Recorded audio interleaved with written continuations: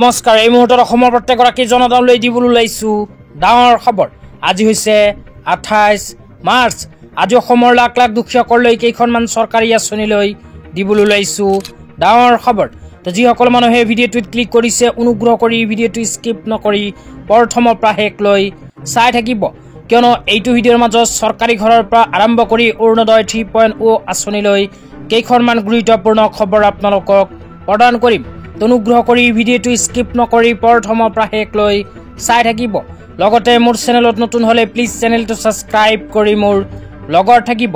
তো বলক ভিডিঅ'টো আৰম্ভ কৰি আজি প্ৰথমটো গুৰুত্বপূৰ্ণ খবৰৰ বিষয়ে বিস্তাৰিত জানি লওঁ। তো আজিৰ প্ৰথমটো গুৰুত্বপূৰ্ণ খবৰ হ'ল চৰকাৰী ঘৰলৈ।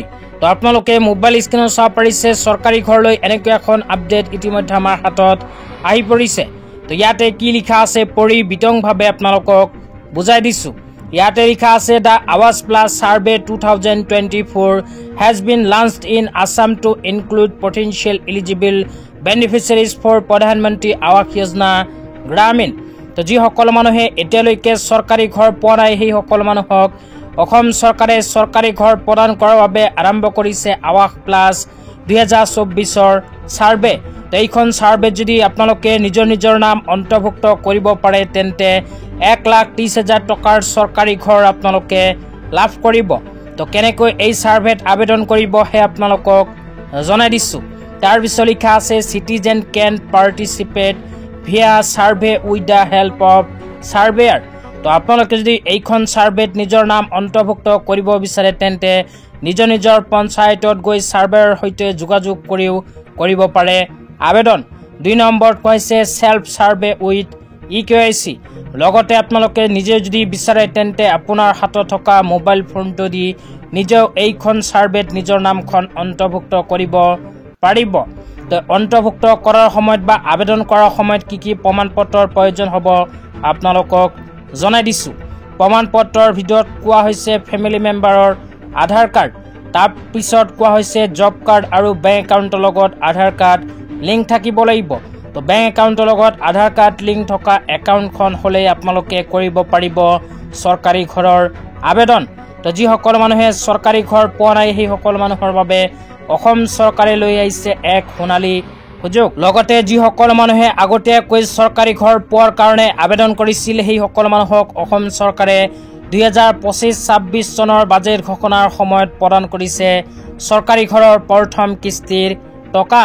তো আপোনালোকে যদি চৰকাৰী ঘৰ আবেদন কৰিছিল তেন্তে চৰকাৰী ঘৰৰ টকা লাভ কৰিছে নে নাই নিশ্চয় এইটো ভিডিঅ'ৰ কমেণ্ট বক্সত কমেণ্ট কৰি জনাই দিব।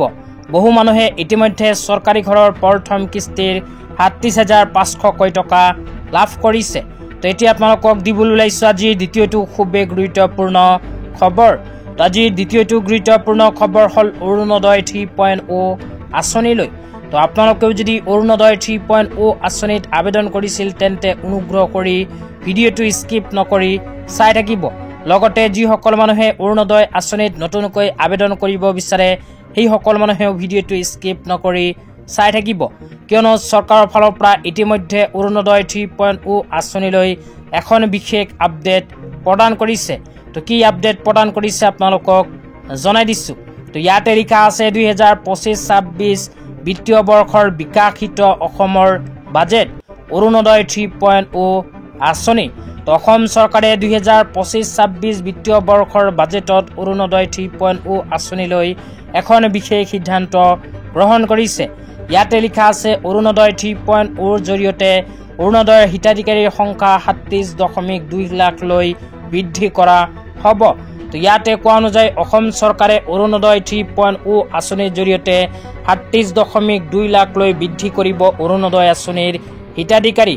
তো আপোনালোকে যদি এতিয়ালৈকে নিজৰ নামখন অৰুণোদয় আঁচনিত অন্তৰ্ভুক্ত কৰিব পৰা নাই তেন্তে আপোনাৰ বাবে আহি গ'ল সোণালী সুযোগ।